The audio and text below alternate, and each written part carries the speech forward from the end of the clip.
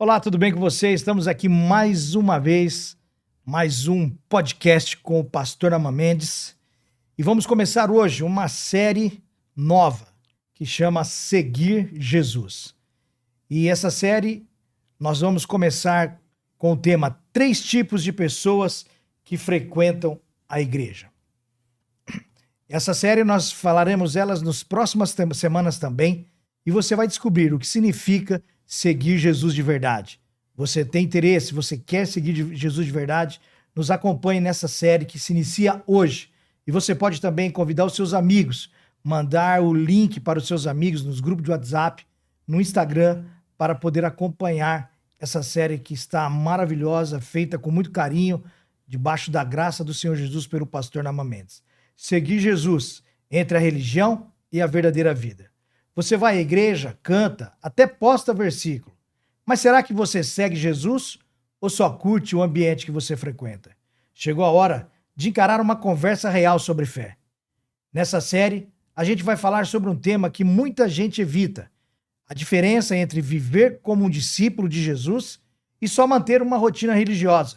Eu estou falando aqui, você deve estar pensando em algumas pessoas ou até em você mesmo, né? Em cada episódio, com convidados especiais, a gente vai conversar sobre por que tem tanta gente na igreja, mas tão pouca transformação. Como identificar se estou vivendo de aparência ou de verdade? O que é ser um cristão de verdade? E como sair da superficialidade? Jesus não chamou ninguém para ficar no banco da igreja parado e assistindo. Ele chamou para viver uma revolução por dentro. Se você sente que está só, sobrevivendo espiritualmente, ou que quer ir mais fundo na fé, essa série é para você que está nos assistindo. Segue a gente, ativa o sininho e vem caminhar com a gente nessa jornada. Menos religiosidade, mais Jesus de verdade. A série será ministrada, como disse no início, pelo pastor Nama Mendes. E temos aqui o apoio do Lissander. Vamos que vamos para o nosso primeiro episódio dessa nova série. E com isso, então, para começarmos o nosso podcast, vamos chamar ele Lissander. Lissander, tudo bem? Tudo bem, Fabinho? Pastor Nama? É uma alegria estarmos juntos novamente. Eu espero que faça bem a todos nós, que seja um tempo bom para todos nós nesse aprendizado dessa nova série. A ideia é a gente sair desse conceito mais superficial que grande parte dos frequentadores das igrejas cristãs e evangélicas têm, né? De apenas frequentar a igreja, estar presente eventualmente na igreja e levá-los a uma vida de fato com Jesus. Essa é a ideia dessa nova série. Muito bem. E fique conosco, porque essa série promete, vai ser muito boa. Lissander, vamos lá. Poderia definir, Lissander, rapidamente a diferença entre os 3 tipos de crentes que encontramos hoje na igreja? Sim, Fábio. Nós temos o crente natural, o crente carnal e o crente espiritual. Eu tô querendo saber quais são. Tá certo.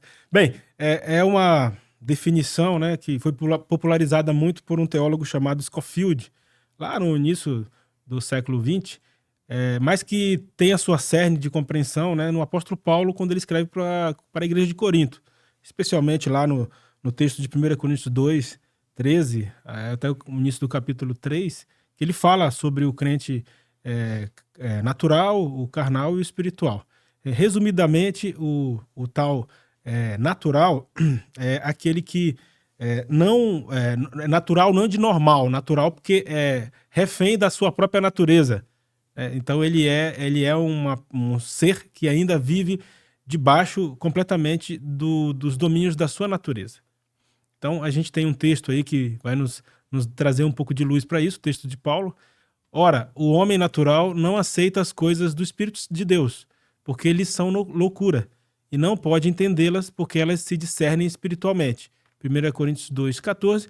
Ou seja, esse homem natural, primeiro, ele não aceita as coisas do Espírito, e segundo, ele não as entende. Então, hoje a gente pode falar, infelizmente, do tal do crente natural, que no seu próprio conceito é contraditório, porque ele não nasceu de novo, mas está cheio desses, entre aspas, crentes naturais na igreja. O carnal é aquele que teve uma experiência com Deus, né, de conversão, mas por alguma razão, ou por várias razões, ele vive uma vida ainda muito influenciada pela sua carnalidade. Ele é ainda uma pessoa que não se desenvolveu espiritualmente, né, para entender e discernir o que o Espírito Santo tem para ele e como o Espírito Santo quer guiá-lo. Então ele ainda tem atitudes, comportamentos, visões de mundo imaturas. Tem mais a ver com imaturidade do que necessariamente com um erro específico, é imaturidade.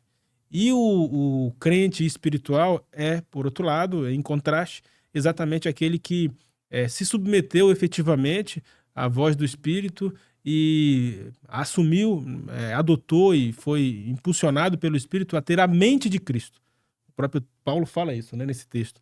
A mente de Cristo. Então, o crente espiritual é aquele que amadureceu, que se aprofundou e que se deixou levar pela mente de Cristo. Correto. Pastor Naamã. Vamos lá, pastor Naamã. Vamos lá. Quem age na vida dos crentes naturais? Como identificá-los? E como essas pessoas impactam na vida da igreja, Naamã? Bom, a gente pode ler o texto aí de Efésios capítulo 2, verso 2. Se você puder, Fábio, vai facilitar para a gente entender. Vamos lá. As suas perguntas. Nos quais andastes outrora, segundo o curso deste mundo, segundo o príncipe da potestade do ar, do espírito que agora atua nos filhos da desobediência. Efésios 2:2. Então, como foi explicado, o homem natural ou o crente natural é aquela pessoa que de alguma maneira ele frequenta uma igreja, está lá presente eventualmente, participa de algumas coisas, enfim, ele está participando de um encontro das pessoas e ali ele, de fato, ele não crê, né, em Jesus, como foi explicado, porque ele não conhece Cristo, ele não nasceu de novo, ele apenas tem uma associação com a religiosidade das pessoas que estão ali, sabe os ritos, sabe a coreografia evangélica, sabe as músicas. Ele gosta da subcultura evangélica. Ele gosta daquele ambiente, né? Faz que bem, está né? ali, faz bem. O cara, né? Alguns fazem network lá. Exato. Né? Alguns vão se agregando por outros interesses, né? Quando são mais jovens, alguns vão para encontrar uma namoradinha, né? Quando é mais velho para agradar a esposa. Quando é mais velho para agradar a esposa, mas ele de fato não não crê em Jesus e por isso ele tem dificuldade até de entender o que está acontecendo na igreja. O texto aí diz que são o príncipe da potestade do ar que age na vida dessas pessoas. O príncipe da potestade do ar é aquele que todos sabem, né? É o inimigo. Ele é um espírito, né? Ele ganha o coração da pessoa e domina aquela pessoa e ela nem se dá conta também. É o inimigo, é Satanás, é demônio, é capeta, né? Para falar em outras palavras, né? Mas a própria pessoa, ela não sabe, porque ela não conhece Jesus e ela está lá achando que ela está bem, né? Então, necessariamente não há uma ação demoníaca na pessoa, mas ela está com a sua mente conduzida por esses poderes espirituais que a leva a tomar as atitudes, né? Então, quando ela se depara com o evangelho, esse tipo de pessoa se depara com o evangelho, ele a considera loucura, né? Exatamente. Ele olha aquilo, aquilo ali é história para boi dormir, né? É legalzinho, mas na verdade não é verdade. As pessoas por terem esse espírito e não ainda, né? A expectativa da gente é que todos venham a conhecer a Cristo, mas como ele está ali frequentando e vai se acomodando com aquilo, tudo que é do mundo, tudo que é da sociedade, tudo que é conduzida pelo príncipe do mundo, ele assimila como sendo uma coisa normal e, como diz o texto, natural. Então ele não compreende as coisas de Deus, ele não compreende o que está acontecendo ali, porque ele ainda não conhece Jesus. Então essa seria a potestade do ar, é esse espírito que domina o mundo e domina a mente das pessoas que não conhecem a Deus. Ele vai à igreja no domingo, mas a agenda diária dele não é a agenda de Deus. Exatamente. É a agenda do mundo. Muito bem, Lisandro. E como identificar esse crente natural? Bem, como o pastor Naamã já trouxe alguns elementos, alguns sinais, né? Sim. Eu acho que, fundamentalmente, é essa imaturidade com relação ao evangelho e as coisas que Deus traz como proposta para viver. Então, são pessoas que, aparentemente, elas não têm uma oposição necessariamente ao evangelho, à igreja, né? Antigamente era mais, hoje é menos, né? Hoje a igreja ela é uma cultura interessante, né? Gera benefícios sociais, gera network, enfim, várias coisas. Então ele não se opõe necessariamente à igreja, não se opõe necessariamente aos cristãos, né? Mas se você começa a conversar com ele sobre o evangelho, ele espana. Ele começa a desinteressar-se, ele começa a se opor, ele começa a colocar outros elementos, inclusive até frases de efeito que ele aprendeu nas redes sociais, versículo, né? Que ele decorou. Versículos que ele aprendeu com a vida, mas no fundo, ele não tem ouvidos para ouvir. Ele deliberadamente não tem ouvidos para ouvir. Muito bem.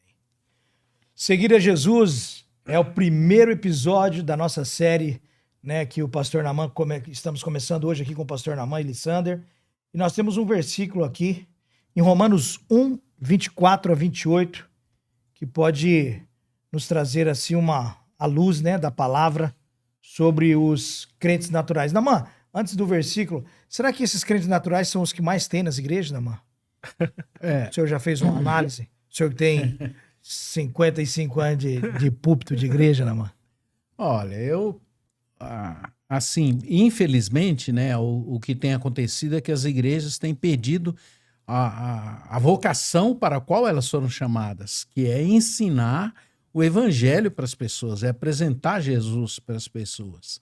Então, um ajuntamento de pessoas não significa necessariamente que essas pessoas conheçam a Jesus. Sim. Então, a grande parte das igrejas... Isso aí o Rotary faz melhor que a gente, né? Ou faz, né? Juntar as pessoas. Reunir as pessoas e tal. Então, por a gente perder essa possibilidade do ensino e descentralizar o evangelho da pessoa de Cristo, o que vai acontecendo?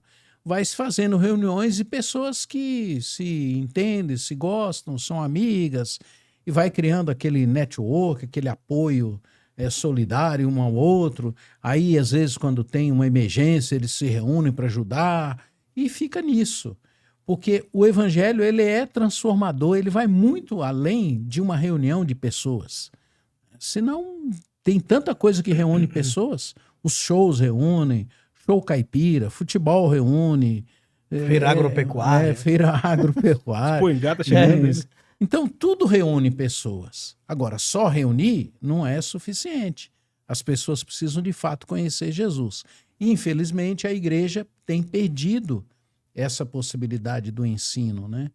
E isso vai esvaziando o evangelho e a compreensão do evangelho. Uma coisa também, só complementando, como o evangelho de Jesus ele tem um poder de transformar todas as realidades, todos os aspectos da vida, isso é fantástico, mas por outro lado, muitas das coisas boas que a vida tem, justas, honestas, não são necessariamente o evangelho, né? Mas o evangelho afeta. Só que quando você é uma pessoa natural, digamos, nessa categoria que a gente está falando, você aprecia aqueles elementos, aqueles sinais, aquelas consequências. Mas isso não significa que você conheceu o evangelho. Por exemplo, eu posso ir à igreja pela moralidade que a igreja me apresenta. É uma moralidade boa, é uma moralidade interessante. E eu vou para lá porque eu quero ser uma pessoa, uma moralidade melhor. Claro. Isso não significa necessariamente que eu entendi o evangelho. Mas o evangelho afeta a moralidade. Afeta a minha moralidade. Se eu vacilei com a minha esposa, por exemplo, algumas vezes, talvez seja uma boa ideia a igreja. Que eu vou parar de vacilar. Certo? Sim. Mas eu parar de vacilar com a minha esposa não significa necessariamente que eu conheci o evangelho. Claro. Certo, pastor? Exatamente. A religiosidade, ela propõe para as pessoas um melhor comportamento, uma melhor atitude na vida. Não tem nada de errado nisso. O problema é que se você pratica isso e você não conhece Jesus, o que você começa a viver? Primeiro, você começa a achar que o mérito de você ser uma boa pessoa é seu. É seu. E isso é o padrão do mundo. Tem pessoas do mundo que têm comportamentos muito melhores do que muitas pessoas que estão dentro de uma igreja. Com certeza. Então, a proposta do evangelho é que as pessoas sejam transformadas e que a justiça delas, e aí nesse sentido é o comportamento, a vida, as atitudes delas sejam maiores do que aqueles que não conhecem a Deus. Então, o padrão do evangelho, ele é alto. Por quê?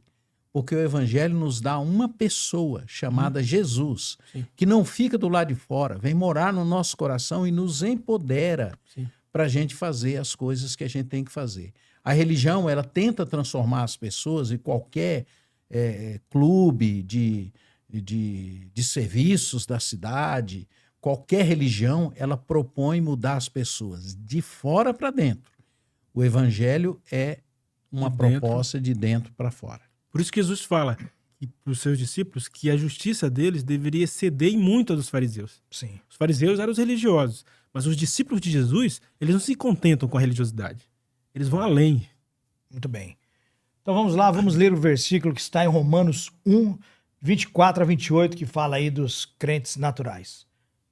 Por isso Deus entregou tais homens à imundícia, pelas concupiscências de seu próprio coração, para que desonrarem o seu corpo contra corpo entre si. Pois eles mudaram a verdade de Deus em mentira, adorando e servindo a criatura em lugar do Criador, o qual é bendito eternamente. Amém. Por causa disso, os entregou Deus às paixões infames, porque até as mulheres mudaram o modo natural de suas relações íntimas por outro, contrário à natureza. Semelhantemente, os homens também, deixando o contato natural da mulher, se inflamaram mutuamente em sua sensualidade, cometendo torpeza, homens com homens, e recebendo em si mesmo a merecida punição do seu erro. E por haverem desprezado o conhecimento de Deus, o próprio Deus os entregou a uma disposição mental reprovável para praticarem coisas inconvenientes. Romanos 1, 24 a 28. Muito bem, agora um outro tipo de crente. Pode falar, Fábio, eu acho que é importante a gente explicar esse versículo. Eu vou pedir para a gente colocar de novo ali na Põe de tela. novo, por favor. Vai lá, Marcos. Esse é um versículo bíblico muito importante. É como vivem os naturais. Então, é uma mentalidade, é uma forma de ver a vida. E se a gente perceber ali, a gente tem 3 possibilidades ali de entrega. Ou seja, pelo fato das pessoas não crerem em Jesus, não crerem em Deus, eles são entregues a 3 situações.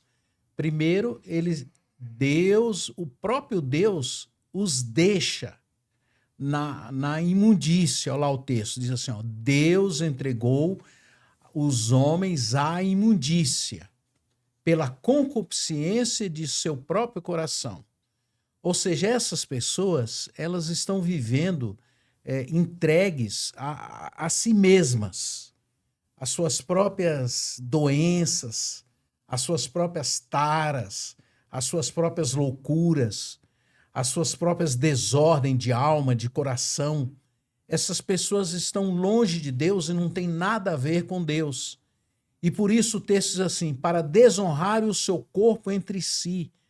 Ou seja, eles aviltam o seu próprio corpo, a sua própria natureza, por causa dos seus desejos, dos seus problemas de ordem interior.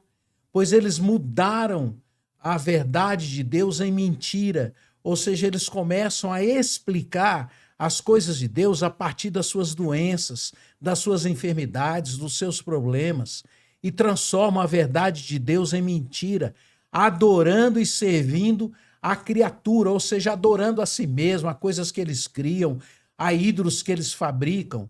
Então, essa é uma entrega, é a primeira. Depois ele diz assim, por causa disso os entregou Deus a paixões infames. O que é paixão? Paixão é dor, é você sentir a ausência de alguma coisa. Quais são essas paixões infames que a gente tem presentes no mundo? A gente tem presentes no mundo muitas paixões, coisas que se tirar da gente, a gente entra em crise, a gente entra em problemas. Por exemplo, uma pessoa que tem hábitos, que tem maus hábitos, uma pessoa que é viciada em drogas, em tóxico, por exemplo, ela está tendo uma paixão infame, ou seja, ela tem uma dor por alguma coisa que as estraga, que as prejudica, que estraga a sua saúde, que estraga seus relacionamentos, mas ela foi entregue por Deus, porque elas não creem em Deus. E por último, né, o texto diz que por haverem o conhecimento de Deus e o próprio Deus, os entregou a disposição mental reprovável. Ou seja, a mente de uma pessoa que são entregue a essas 3 coisas, ela é uma mente que ela só pensa em coisa inadequada, em coisa errada, em prejuízo para si mesmo, em prejuízo para as pessoas, em prejuízo para a sociedade. Ele não constrói nada. Ele é uma pessoa que está aí sendo conduzida pelas suas doenças, seus problemas, seus pecados, suas enfermidades emocionais e espirituais. É uma pessoa completamente alienada da vida e da realidade. É quase, está próximo de uma pessoa, vamos dizer assim, por instintos animalescos, eu diria, tá? Ela é conduzida pelos seus instintos e não conduzida por uma mente trabalhada, claro, por Deus, ou não tem um mínimo, né? O que controla essas pessoas, a única coisa que as controla é educação, e por isso é que as pessoas têm leis para educá-las, para enquadrá-las, porque senão elas não conseguem viver e ter uma saúde mínima de relacionamento com as pessoas. E a outra coisa que as corrige, né, é a lei e a cadeia, né? Ou então a educação. Então tem muita gente que é educada do ponto de vista social, elas são obrigadas a viver de uma maneira porque a sociedade impõe a elas um comportamento. Sim. Mas isso não procede de Deus, não procede nem delas mesmas, porque elas são conduzidas pelos seus instintos, pelas suas doenças e pelos seus problemas. Muito bem. Estamos aqui no primeiro episódio da série Seguir a Jesus com o pastor Naamã Mendes aqui no podcast. Temos também os crentes carnais. Preste atenção. Pastor Naamã e Lissander, quando a Bíblia fala sobre o crente carnal, o que exatamente isso significa? Lissander primeiro, por favor. Se Paulo fala sobre o natural como filhos da desobediência, o carnal ele é filho de Deus, mas ele vive numa eterna confusão e imaturidade. Então, o carnal, ele precisa aprender que aquela experiência dele com Deus não terminou ali. Ele precisa entender que Deus abriu o caminho para ele para uma jornada. Mas ele não está disposto a seguir essa jornada, porque ele se contentou com as aparências de ser cristão. Ele se contentou com a superficialidade. Então, o crente carnal, ele é superficial nas coisas mais profundas que o evangelho propõe para ele. Ele está numa luta, ele está numa briga, está numa guerra. Só que ele não acredita que vai ganhar essa guerra, seja porque ele não amadureceu a sua confiança em Deus, seja porque ele está muito distraído com outras coisas agradáveis, aparentemente agradáveis. Acho que o texto vai ajudar, né? Ah, tá. Vamos lá com o texto. Os carnais. Eu, porém, irmãos, não vos pude falar como a espirituais, e sim como a carnais, como a crianças em Cristo. Aqui a gente estava falando da criancice, né? Leite vos dei a beber, não vos dei alimento sólido, porque ainda não podíeis suportá-lo. Nem ainda agora podeis, porque ainda sois carnais. Porquanto, havendo entre vós ciúmes e contendas, não é assim que sois carnais e andais segundo o homem? 1 Coríntios 1:3. Vale a pena lembrar que Paulo está falando com a igreja de Corinto, que está vivendo, é uma das igrejas mais complicadas do Novo Testamento, inclusive, né? E ela está vivendo situações de divisão. Então, uma das características, digamos, do crente carnal é ele ser dominado pelas brigas, pelos ciúmes, pelos conflitos. Ele não consegue lidar com as pessoas, porque ele não conseguiu submeter ao padrão de Cristo para lidar com as pessoas. Naman, pode falar. A questão aí é o seguinte, o crente carnal, ele é conduzido, como foi dito, por um conflito interior, né? Ele tem, geralmente um crente carnal, ele é um novo na fé cristã, porque ele não tem maturidade ainda. Então o que vai acontecendo? Ele vai vivendo um processo de transformação. Alguns se submetem, né, a Cristo de uma forma completa. Então ele vai buscar Deus, ele vai ler a palavra, e isso vai transformando a vida dele. Os conflitos interiores, eles se revelam no exterior. Então, se você não está na sua relação com Deus, você não está em paz, você vai começar a brigar com as pessoas, agredir as pessoas. Aí aquele padrão do instinto do homem natural começa a se manifestar, né? Eu até costumava, né, quando jogava futebol, eu brincava com a turma, né? Eu falava assim, bom, o velho Naman ainda não morreu, não, né? Ele vem jogar bola comigo. Ele vem jogar bola comigo, ele tá aqui ainda. Ou seja, a pessoa nasce de novo, mas ela tem um processo de maturidade e de crescimento. O crente carnal, ele não vive isso, ele não experimenta disso. Ele se acomoda na religiosidade, né? Ele fica lá no meio dos naturais, acha tudo muito normal, muito bacana, tudo que o natural está fazendo ele começa a concordar, né? Começa a achar bacana e vai vivendo ali aquela vidinha religiosa sem crescimento interior. Quando chega um problema, o cara não tem recursos espirituais nem emocionais para saber como reagir, como tratar com os problemas. Ele tem uma vida. mente dividida, né, pastor? Também. Exatamente. Uma mente dividida e que, infelizmente, hoje em dia não é mais tão linear assim esse processo, né? A gente, talvez quando a gente era minoria, era mais evidente isso, né? Então você se converte e você tem toda uma cultura contra você. Então, se você converteu, é um elemento assim fundamental para a sua vida. Mas hoje em dia parece que está tudo muito misturado. Então você tem aqueles crentes que são convertidos, mas eles são tão fascinados pelo que a igreja oferece que ele não se acha talvez tão obrigado a seguir uma jornada, né? Até porque a igreja, por ela às vezes não ensinar esses padrões de comportamento a partir de Jesus, mas ensinar padrões de comportamento a partir do mundo, então aí eles vão ficando confusos. Qual é a diferença entre uma pessoa cristã e uma pessoa do mundo? Hoje isso está muito difícil da gente perceber, né?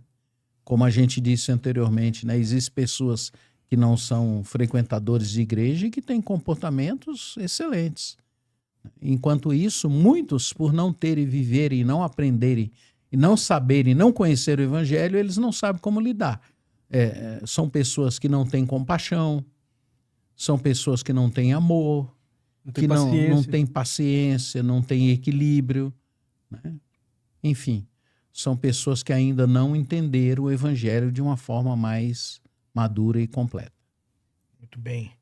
Qual é o risco, Naamã, de alguém permanecer nesse estado por muito tempo? O risco é essa pessoa, vamos dizer, ter crises na sua vida. Crises, como eu acabei de explicar. Uhum. A vida, ela não é linear, né? Você, me tornei crente, vai dar tudo certo na minha vida. Não. Aí que as lutas Aí começam, que né? começam as lutas. A jornada começa aí, né? Você vai ter lutas, vai ter dificuldades, vai ter problemas, vai ter perdas, vai ter crise, vai ter problema de saúde, vai ter problema de relacionamento, vai ter conflitos, vai ter depressão, né? Os riscos são muito grandes. Então, se você tem recursos espirituais, você não fica nesse processo, você vai avançando. Um exemplo simples assim para entender. Por exemplo, as pessoas passam da tristeza para a depressão. Esse é o padrão do mundo. Uhum. Mas esse não é um padrão de um cristão, né? Ele normalmente vai sair da tristeza, ele vai entender o processo e ele vai sendo tratado, vai sendo trabalhado. Se ele tiver um processo depressivo, ele vai ser muito rápido, eu diria, né, na vida dele. Ou então, se for uma questão genética, ele vai tratar. Então, um cristão, ele não fica nesses processos de crise por muito tempo, quando ele tem maturidade. Ele vai superando as dificuldades, vai vencendo as coisas, vai superando, vai sendo trabalhado na sua mente para mudar, né? É isso que acontece com as pessoas. Muito bem, muito bem. Que bom que você está aqui conosco.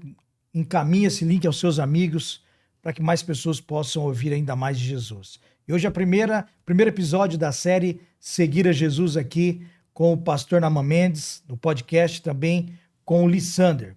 Pastor Lissander, quando falamos sobre o crente carnal, alguém que já teve um encontro com Cristo, mas ainda vive dominado por desejos da carne, a pergunta é, quem está influenciando essa vida no dia a dia?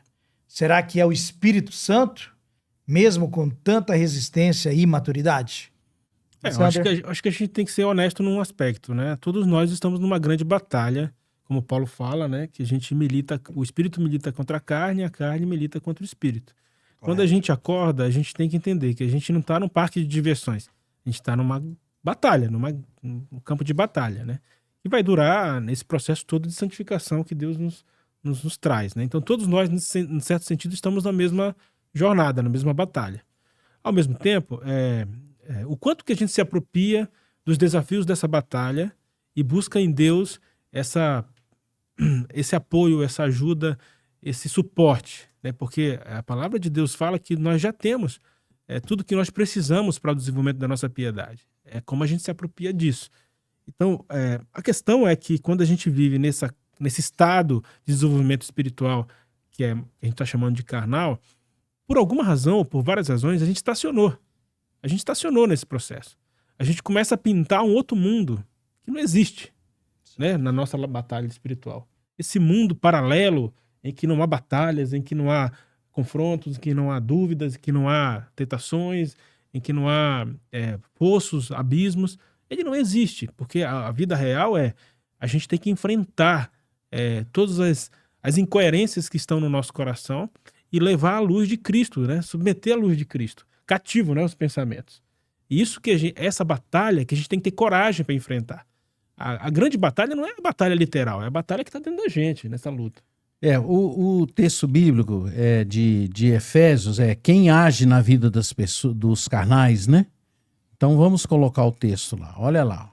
Efésios 2:3, entre os quais também todos nós andamos outrora. Como é que a gente andava outrora? A gente andava como os naturais, né? Segundo as inclinações das nossas inclinações da nossa carne. Nós vivíamos andando de acordo com a nossa humanidade, nossa carne, nossas enfermidades, nossas doenças, nossas taras, nossos problemas. Aí, de repente, nos tornamos cristãos. Antes a gente fazia a vontade da carne. e dos pensamentos relativos à nossa humanidade. E éramos, por natureza, filhos da ira. O que é filho da ira? É filho, vamos dizer assim, da ira contrária a tudo que há de Deus, é filho da ira. Desse juízo santo, né? Filhos desse juízo de Deus sobre a nossa vida, como também os demais. Aí o versículo continua e diz assim, no capítulo 4, de 25 em diante: inclinações da carne, vontade da carne e pensamentos próprios. Então são essas coisas que dominam o crente carnal.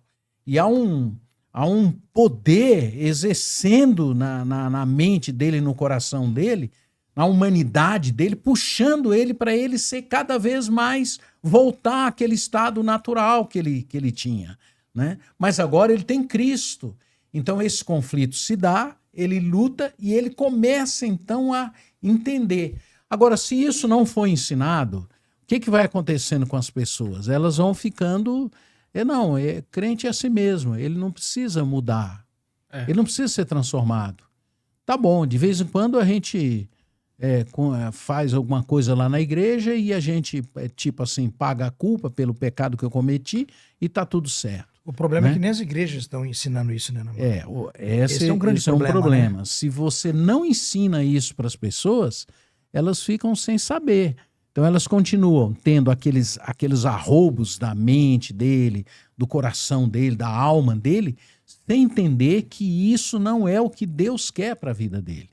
Deus quer gente saudável, gente trabalhada, gente com saúde emocional, saúde espiritual, e isso só acontece quando Cristo entra na vida das pessoas. E é um processo de crescimento. Antigamente a gente chamava isso de santificação. Né? Hoje, acho que ninguém ouve mais essa palavra na igreja. Você precisa santificar a sua vida. Né? As pessoas não falam mais isso. Porque tem que falar que o cara tem que ser vencedor. Mas vencedor do quê? O cara pensa, não, vencedor eu tenho que ganhar a batalha, eu tenho que ganhar dinheiro, eu tenho que ser importante. Ele não pensa que a vida dele tem que ser transformada para que essas outras coisas, porventura, venham a acontecer na vida dele. Então, essa questão de ser carnal e quem é que nos domina, ela é muito importante. Quem age na vida das pessoas carnais é ele mesmo. Né? São as lutas dele e o inimigo se aproveita disso e vai trabalhando a mente da pessoa e ela vai cada vez mais se acomodando na religiosidade dela. Muito bem. Na prática, como que vivem e se comportam esses crentes carnais dentro da igreja e no dia a dia? Bom, aí a gente precisa novamente de ter o texto bíblico ali para vocês entenderem. Olha, é muito fácil, é Gálatas 5, há um contraste. As obras da carne são conhecidas e são prostituição, impureza, lascívia, idolatria e feitiçaria. Então isso aqui é obra da carne. A pessoa carnal, ela vive essa situação aí, que não é muito diferente de um cara natural, né? Sim. Então veja bem, aqui a gente tem coisas relacionadas à humanidade, ao corpo da pessoa, né? Prostituição, impureza, lascívia. E você tem coisas ligadas à religião, idolatria, feitiçaria. Você tem coisas ligadas a relacionamentos, inimizade, porfia, ciúme, ira, discórdia, dissensões, facções. E você tem coisas ligadas ao seu desejo de poder, por exemplo, inveja. Né? Todas essas coisas aí são frutos da carne, são resultados da sua mentalidade carnal. Aí você tem coisas ligadas ao seu corpo, essa falta de controle, né? Que é bebedice, glutonaria e coisas semelhantes a essa. É muito simples de entender isso. Olha, tem até manifestações carnais do ponto de vista religioso, que muitas pessoas não prestam atenção. Por exemplo, muitos de nós, apesar de estarmos numa igreja, nós temos idolatrias dentro do nosso coração. Há pessoas que idolatram determinadas coisas. Dinheiro, por exemplo. Tem gente que a mente dele é obcecada por dinheiro. Isso é resultado da carnalidade dela.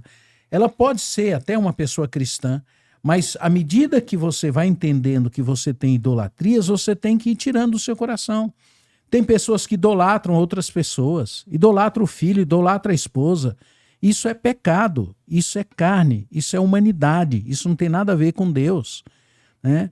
Tem pessoas que elas são praticamente pessoas mágicas, né? Elas são tão manipuladoras e tão controladoras dos outros que elas seduzem os outros pela sua capacidade humana de dominar as pessoas, de impor às pessoas determinados comportamentos. Manipular. Isso é carnalidade, né? Isso não procede de Deus. A manipulação, às vezes, com a família, às vezes com os amigos, às vezes na própria igreja. Então, essa manipulação do outro ser humano, isso não procede de Deus, isso é carnalidade.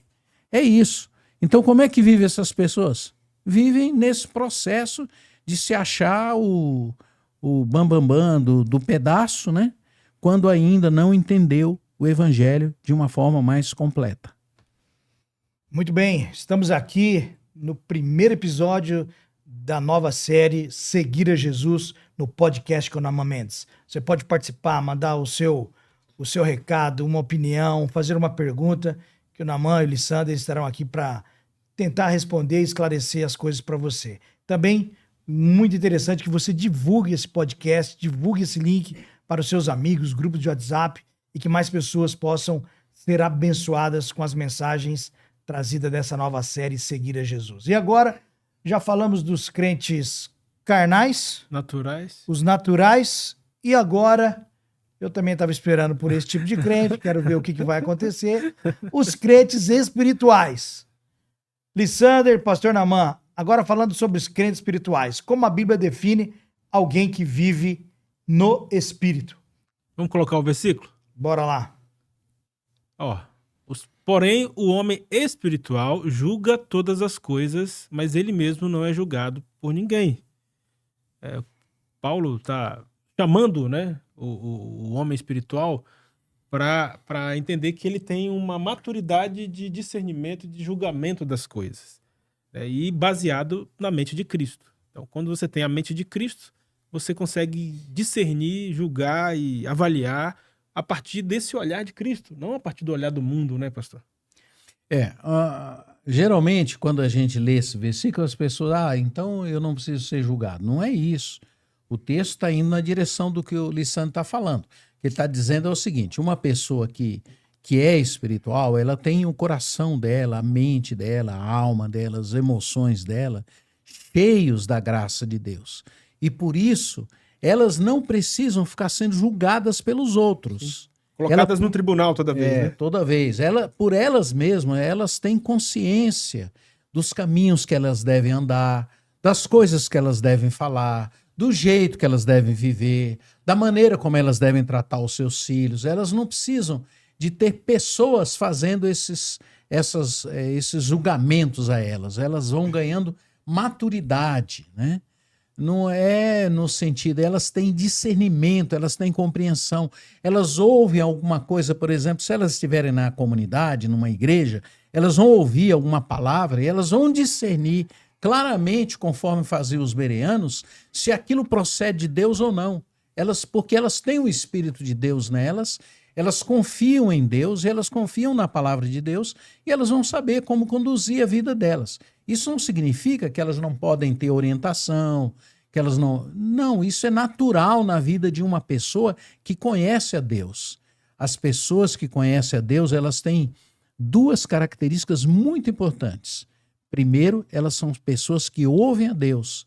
E segundo, elas são pessoas que ouvem aos seus irmãos, ou irmãs, ou família, ou filho. São pessoas de ouvido aberto para as coisas de Deus. A maioria das pessoas hoje na igreja, elas estão querendo aprender a liderar. Já chega na igreja querendo liderar, né? E isso revela, né, que não é por aí que procede o propósito de Deus. Antes da liderança, Deus nos chama para a gente ouvir as pessoas, mas principalmente ouvir a Deus. É nesse sentido que a gente não é mais julgado, né? Não é que não vai ter erros, não vai ter falhas, mas vai ter, no mínimo, uma orientação divina para cada fase da vida, para cada momento, para cada situação, para cada coisa, de tal forma que raramente as pessoas são julgadas. Porque é importante esclarecer isso. As igrejas anteriormente, elas eram, vamos dizer, eram perseguidas. Nesse contexto aqui de Paulo, eles tinham necessidade de julgarem entre eles as situações que eles viviam. Hoje a gente não tem mais isso, não há julgamento na igreja de ninguém nesse sentido, né? Então, é por isso que Paulo está dizendo, gente, vocês são filhos de Deus, se vocês se comportarem como filhos de Deus, não vai haver necessidade da gente ficar reunindo aqui, dizendo, você está em pecado, você está errado, você está... Não há necessidade disso, era nesse sentido. Se eles ouviam uma palavra que não era de Deus, eles saberiam como reagir. É isso que Paulo está dizendo. É isso que ele está dizendo. Vocês não vão ser mais julgados. Não eram julgados nem pela própria comunidade, nem pelo mundo. Como é que são as pessoas hoje? Se elas não conhecem a Deus, elas estão em constante julgamento. Porque elas vão ter atitudes erradas que vão levá-las Levantam suspeitas frequentemente. Frequentemente. A sociedade vai julgar, as pessoas vão agir mal. Um filho de Deus, ele não precisa de julgamento nenhum. Porque eles estão caminhando diante de Deus com clareza. Eles caminham na luz, né? Eu queria só ressaltar também, pastor, a importância da palavra de Deus como base para a gente ir amadurecendo e crescendo na fé, né? Não tem a ver só com uma experiência que você viveu. Não, você é convidado a adentrar numa jornada fascinante que é a palavra de Deus. Só que hoje em dia também a gente está vendo que as pessoas estão com tanta dificuldade de ler coisas profundas também, né, que elas não conseguem mais entender a palavra de Deus como um todo, como uma carta de amor de Deus pra gente. É muito raso, né? Muito raso e muito fragmentado. Né? Eu tenho quase certeza que esse assunto aqui, por exemplo, que nós estamos tratando, 90% aí dos crentes, eles não têm o menor conhecimento sobre isso que a gente está tratando aqui. E não é culpa dos crentes, é responsabilidade de todos nós. Sim. Né? O ensino na igreja, a volta à palavra de Deus, ela é urgente. Ela é urgente. Muito bem. Então nós vimos aqui que nos crentes naturais atua o espírito do mundo. Das carnais, a carne ainda governa. Quem é que verdadeiramente age na vida dos crentes espirituais? O que significa, na prática, ser guiado pelo Espírito Santo. Eu gosto muito de Provérbios. E aí acho que vai pôr outro texto aí ou não? Vai por Efésios aqui. Efésios vai explicar isso pra gente aí. Legal. Pode ler, Alessandro, por favor. Sim. Mas Deus, sendo rico em misericórdia, por causa do grande amor com que nos amou, estando nós mortos em nossos delitos e pecados, nos deu vida juntamente com Cristo. Pela graça sois salvos. Esse texto é um texto que traz essa base, né, da gente desenvolver a nossa fé, que é o quê? É uma vida junto com Cristo. Né? A vida junto com unida a Cristo é a base da nossa fé. Não é necessariamente o comportamento lá em cima da pirâmide. É essa base, a vida junto com Cristo. Agora, a gente pode aprender comportamentos que honram essa vida com Cristo. Né? Então, aí a gente pode... A Bíblia está recheada de encaminhamentos para a gente sobre como a gente deve se portar. Né? E o pastor Namã vai falar um pouco mais disso, mas eu só queria lembrar que Provérbios, por exemplo, é um bom começo para a gente ver. Provérbios traz como você deve se comportar como uma pessoa sábia. A sabedoria é um guia, né? É um guia. A sabedoria é o personagem principal ali, digamos, de Provérbios, né? E ele traz, e é interessantíssimo porque Provérbios aborda todos os aspectos da vida. Seja a sua piedade pessoal, mas também a maneira como você lida com o dinheiro, a maneira como você lida com o trabalho, a maneira como você lida com a sexualidade, né? Enfim, é muito interessante. O ponto aqui importante, né? Quem age na vida dessas pessoas que são espirituais? É a vida de Cristo dentro delas. O texto aqui é muito claro, né? Nos deu vida juntamente com Cristo. Então, nos deu vida juntamente com Cristo. Ou seja, você tem dentro de você uma vida. Existem comportamentos que são ensinados a vida. Vamos começar pelos 10 mandamentos, né?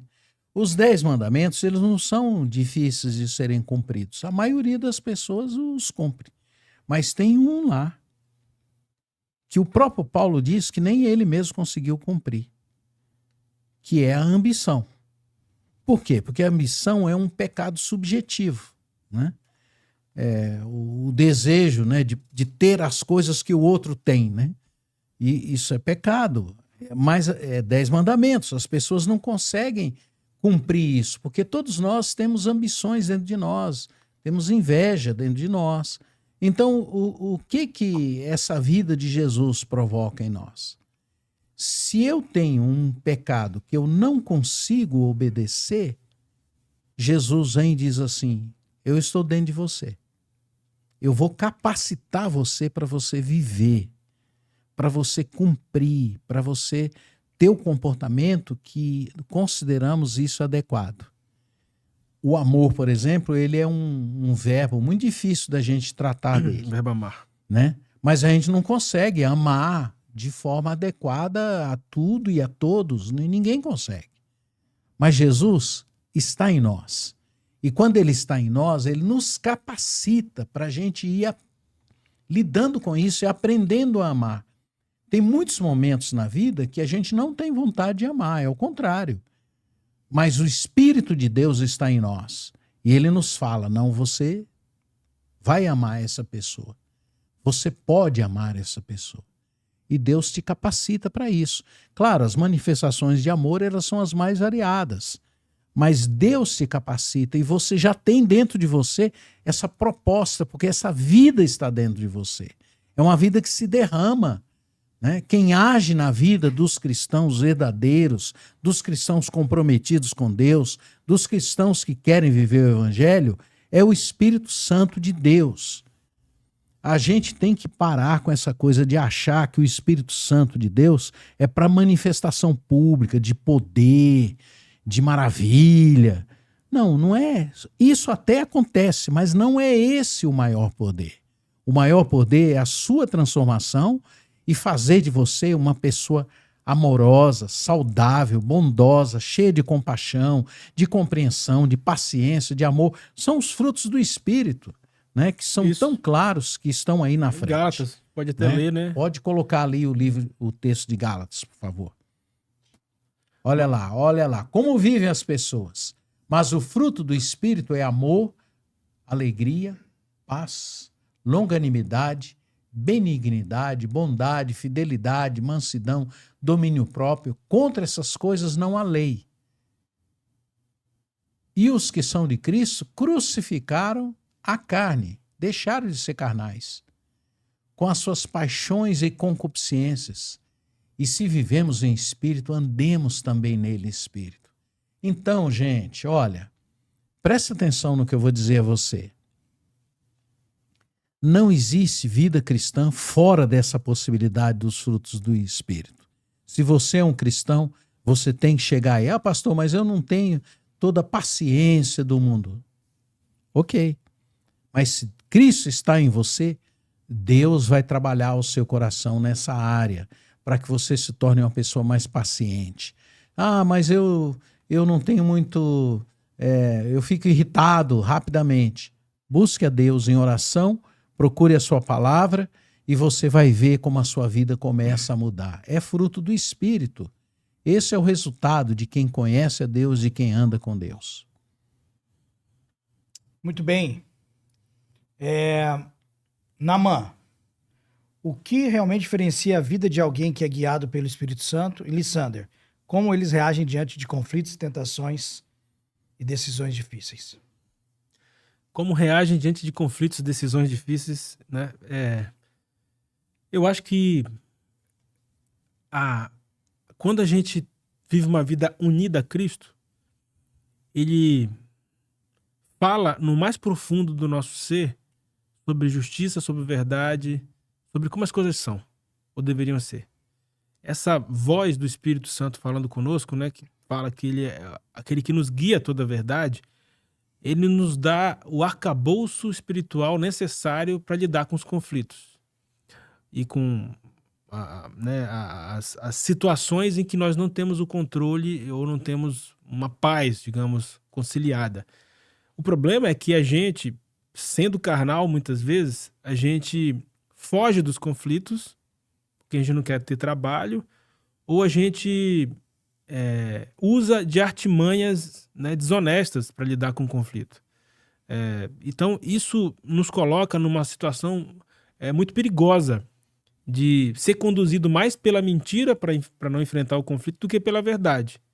Ou o outro extremo também é aquela pessoa que ela gosta de um conflito, ela gosta de uma briga, né, em que ela acaba expondo muito dos seus aspectos carnais nessa busca pela justiça, né, e não a sobriedade que o Espírito Santo traz, o equilíbrio que o Espírito Santo traz para a gente lidar com as diferenças e com os processos de amadurecimento, né? Então, ou a gente é muito passivo diante dos conflitos, fugindo deles, ou a gente é ativo demais. Mas no fundo do fundo, esses dois extremos não é a mente de Cristo agindo. Os conflitos, e daí a gente eu preciso fazer um desafio aos irmãos que estão nos vendo. Uhum. Os conflitos têm uma regrinha básica. Qualquer conflito no que eu errei com essas pessoas com quem eu estou tendo conflito, ou com essa pessoa, quem quer que seja. Se eu errei, o que eu tenho que fazer? O caminho é a vida de Cristo em você, que te leva para a cruz e te leva para o perdão. Pedir perdão se você errou. Se você não errou, o que você faz? Explica. E encerrou o assunto, explicou.